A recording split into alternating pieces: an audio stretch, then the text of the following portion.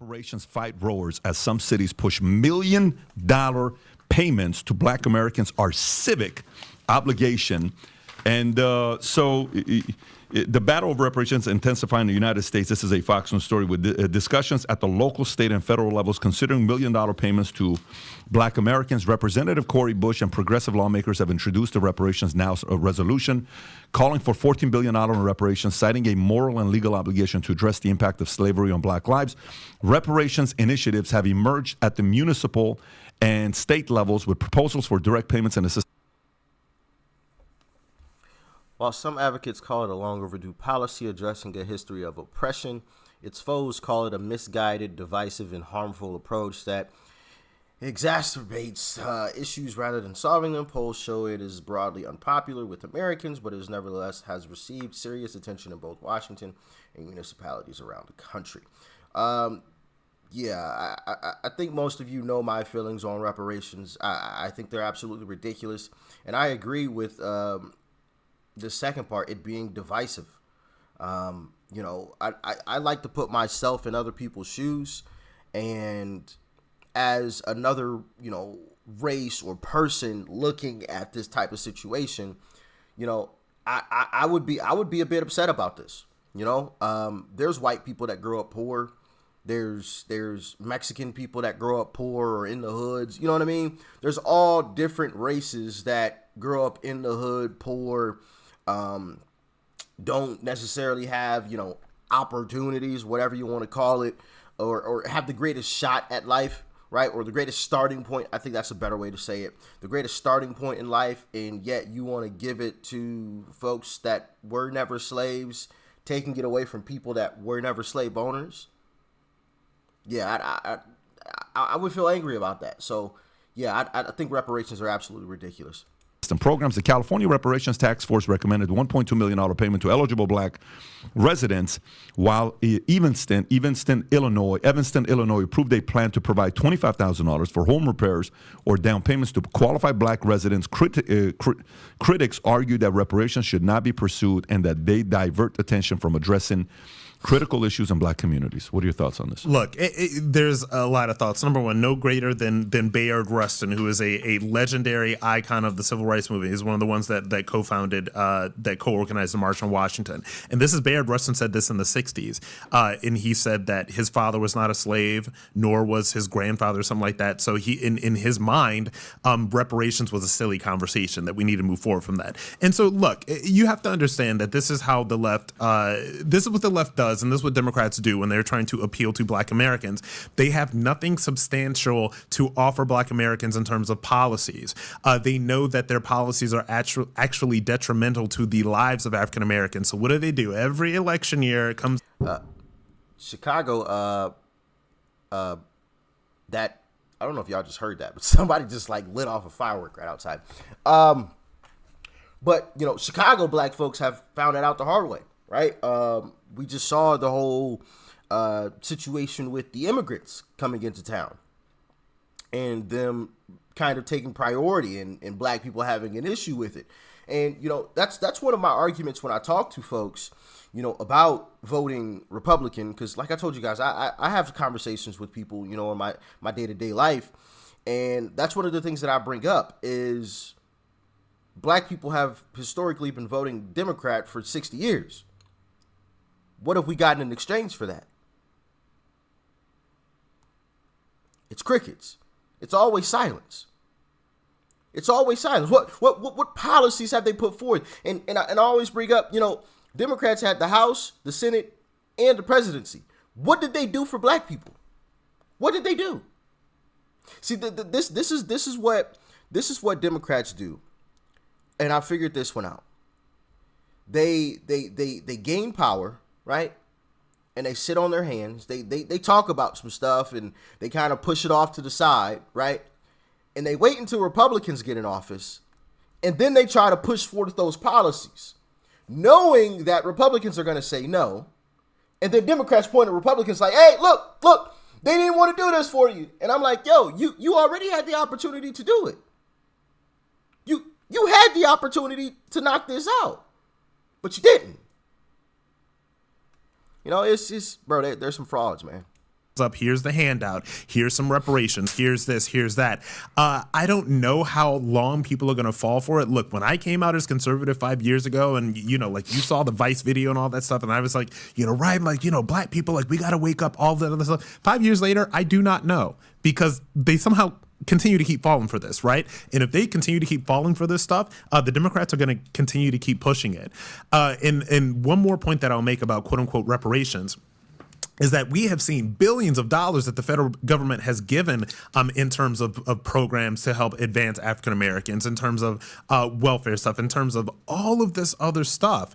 And what has that really done? All right. Like, it hasn't really done a whole hell of a lot to benefit, lower income black communities across the country. And the issue that these communities face is, again, not a political issue. It is a cultural issue. The great Alan West, I was watching one of his videos from my Facebook page yesterday, and he made this, he basically was debating with this college leftist, and he basically said the fundamental problems in the African American community are not going to be solved by the government. They're going to be solved by the family structure. Why are there no men in the house? Where are the family structure? And the federal government has de-incentivized fathers in the household for the better part of the past 40, 50, 60 years. Until you fix that, all of these problems are never going to get fixed. But Democrats don't want to fix the problem. They want to pretend that they fix the problems, and they want to basically buy black votes. It pisses me off. Yeah, exactly. I think he nailed it in the head hit the nail on the head right there with that statement. That's what I think. Democrats don't actually want to fix the problem. They want to rile black folks up about the issue and never really do anything about it. So come next election, they could do it all over again.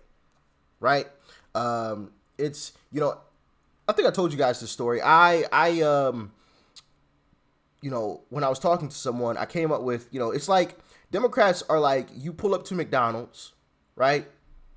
You make your order at the board with the menu, right? You tell them exactly what you want. You tell Democrats, hey, we need this, and this from you guys. This is where we're struggling in the community. McDonald's says, all right, pull up to the next window. Democrats say, all right, cool, we got you. Just vote for us. So you pull up to the next window, you pay, you go up to the ballot box and you cast your ballot, right? You pull up to the next window to receive your order. You pull up to, the third window at McDonald's to grab your order. And McDonald's is like, Burger King needed some buns. We got you next time. Don't worry about it. We got you next time. I promise. Burger King was doing some terribly bad things. We needed to save them with the buns. So yeah, we got them the buns. Would you come back to McDonald's? You put in the order for your burger and fries, and you paid and everything. You pull up to the window, and they say, we got you next time. Are you going back to McDonald's? And the two people that I've asked that question both said no. And I was like, well, why do you vote Democrat? And they just looked at me. With that look of like, not like a look of, anger or anything, but that look of, actually, you got a point. You know what I mean? Like, they realized, oh, crap. He's actually right. But that's just one of the things that I randomly, it's not the greatest thing in the world, but it's something that I randomly came up with that I've actually used a couple times, and I felt like it worked. It made sense to folks, and it's truthful at the end of the day. You know what? I'm going to follow that up with some facts here. And also, we need to look no further than our vice president, who was a proponent of the California 3 strikes laws. And it was 3 strikes, and then you spend your life in prison. So if your third conviction, your life in prison. But drug distribution convictions counted as a full strike. So an 18-year-old individual sells 2 ounces of marijuana before it's legal, that's a strike. And it was Kamala Harris that pushed that in California, and it disproportionately, imprisoned for those relatively minor drug distribution offenses. I'm not talking about fentanyl. I'm talking about pot, I'm talking about marijuana, grass. And she put an enormous amount of men of color in the California state prisons. Yeah, Kamala the Facts. cop. That's a, You ever see those memes? It was like Kamala Harris and the Kamala the cop. yep. Well, let me ask you. I feel like you're a good person to ask about this. I'm actually here representing all black people. Of course, that's why I'm using you as your representative. That's exactly why I'm asking this question. I'll be over They're here. talking about $14 trillion in reparations. Okay, what's our GDP? 22 trillion. So we're talking almost 2/3 of our U.S. economy, GDP, going towards reparations. Yeah, and also dummies. Where is the money coming from? I want to go math here. I'm not trying to go, identity politics. I'm not trying to call anybody. That's another thing as well. I think Democrats intentionally want to keep people ignorant to facts, right? And don't want to tell people the truth so that they can get away with this crap. Like, where's that money going to come from? And if you don't educate people on how it all works, then they just think, oh, well, we could just create the money. Well, you start printing more money. The money that they're giving you is worth a whole lot less. A whole lot less. Basically making it almost useless. Right? But Democrats won't ever say that because they want to push forth these crazy policies. Spend, spend, spend, spend, spend. And that leads to another thing that I think they intentionally want to destroy the dollar. But that's just my humble opinion. That's just my opinion on what's going on here with what Democrats are trying to do and just blowing money all over the place. But I could be wrong. Names here. I want to understand, where's this money actually coming from? You see California, in San Francisco, didn't Dodgers go there recently? They're talking about giving people $5 million checks. How is this being funded? Fundamentally, they want it to come from the tax dollars. And here's the thing: like, if you we got a debt ceiling, we can barely pay our own freaking Of course, bills. but the states for can't do $31 it. trillion in debt. Where is this Stop money thinking coming so from? small, Ed. yeah. So I want you to understand. I want you to Just a understand. small thinker over here, the- just trying the to come up with reasoning. some trillions. I want you to understand the reasoning behind what they do it and how this also ties into sort of the anti-capitalism, anti-millionaire, billionaire rhetoric that they also try to push to leftists, okay?